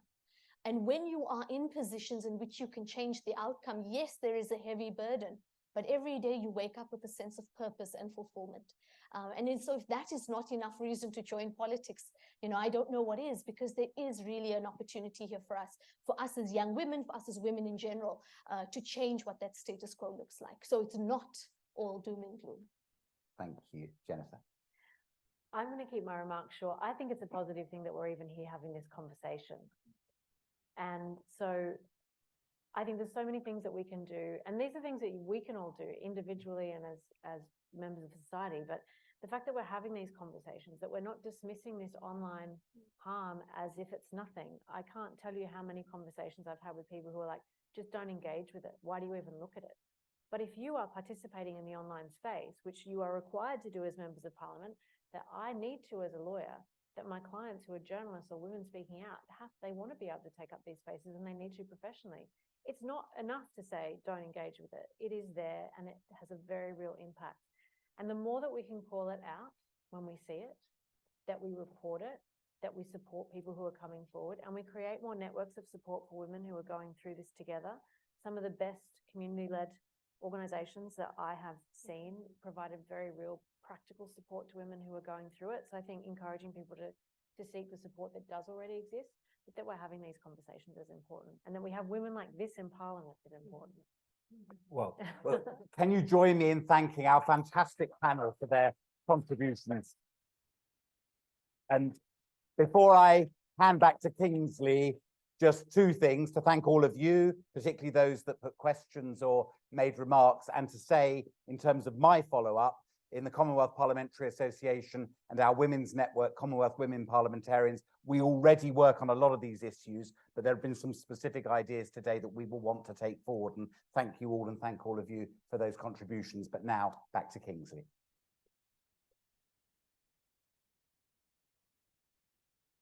Thank you, Stephen, and perhaps another round of applause for our panel.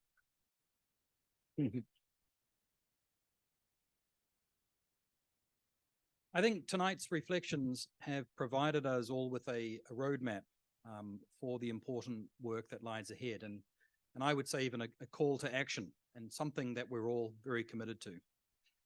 I had planned to try and synthesize or summarize some of the challenges and some of the solutions, but I don't think you need me to hear you need to hear that again from me. But perhaps just one or two highlights I think that really leapt out. One is that this is really a challenge that has a very intersectional component. That, if you're a woman, but you're also a person of color, if you're also from a religious or an ethnic minority, if you're also part of the LGBTI community, if you're also young, then the problem is compounded, and that really leapt out to me. I think something else that leapt out is that this is really a cultural problem at its base as well, and there's a tremendous amount of work that needs to be done in society. And I recently met with Christchurch Call, the organisation started by Jacinda Ardern, the former Prime Minister of New Zealand, and Emmanuel Macron in Wellington in New Zealand, and we were talking about these things, and they're focused on online extremism, and they had done a lot of research, commissioned a lot of research, and the thread that ran through all of it was misogyny in all its forms, and what needs to be done there. And I was really pleased to hear my colleague Corinne raise the issue as to what kind of research should be done, and to hear that research-driven policy trying to map out the true nature of the problem and some underlying objective evidence-based statistics would be enormously helpful. I'd like to also just emphasize, and I can't resist it as a human rights lawyer, that this is a human rights issue, and recommendations to states to do something about this isn't merely something that is nice or something that they might consider or should take into account. States actually have binding obligations and duties under international human rights law. The prohibition of gender-based violence is a norm of customary international law, and it is enshrined in international human rights treaties, including the Convention on the Elimination of All Forms of Discrimination Against Women, the CEDAW. And it's no small thing that that treaty has been ratified by 189 states, including the United Kingdom and South Africa. And that provides us with a framework in which to perhaps think about some of these challenges. And there's also developing human rights law and standards around the responsibilities that corporations have as well in this space. And another thing that really leapt out at me was, when it comes to big tech, online gender-based violence increases engagement, engagement increases revenue, revenue increases profits. And that is really something that we must address. And it's a challenge across many different issues, as we all well know. I just wanted to conclude, if you'll be patient with me, just to say a couple of words about the Institute of Commonwealth Studies. There's a brochure on all your seats about the Institute and its vision, which is very much to bring people together to develop evidence-based policy solutions to the challenges facing the modern Commonwealth. And those challenges are the same challenges really facing all states around the world at the moment, from increasing contempt for the rule of law and human rights, combating climate change, and a whole array of other challenges. And I think we've tried to give ourselves some shape for 2024 by focusing really on 3 areas, including strengthening the rule of law, combating climate change, and promoting freedom of expression and digital rights. And that last head is what this event falls under tonight. And we're really trying to build strong interdisciplinary and inclusive teams of fellows and researchers to help address these challenges. And of course, we need all of your support. I think I'd like to end now by thanking all the speakers for their time tonight and for their insights. And I know how busy you all are. It's been a really captivating conversation. And as I said earlier, it's also been a real call to action for all of us in our different capacities. The fact that you've given your time tonight, I think, says an awful lot about your collective commitment to this issue, which affects all of us, and as we've heard, affects society more generally as well. To Wendy and the university, thank you for supporting our work. To our partners, the High Commission of Canada and the Commonwealth Parliamentary Association and Stephen Twigg, we very much look forward to working with you more to build on some of the recommendations that came out of this evening to find a way in which we can usefully combat some of these challenges. And to my team, in particular, Kiran Hassan, if I can see Kiran, maybe she can put her hand up. Kiran Hassan coordinates our work on freedom of expression and digital rights, and she has been the driving force and the vision behind tonight. And also to Joan, Joe, Elaine, Kay, Jane, and everyone else involved behind the scenes, a huge thank you. Now there will be a short reception for another hour. I know that it's getting late in the evening, but I strongly encourage you all to stay on and make some new friends. Thank you for coming, and good night.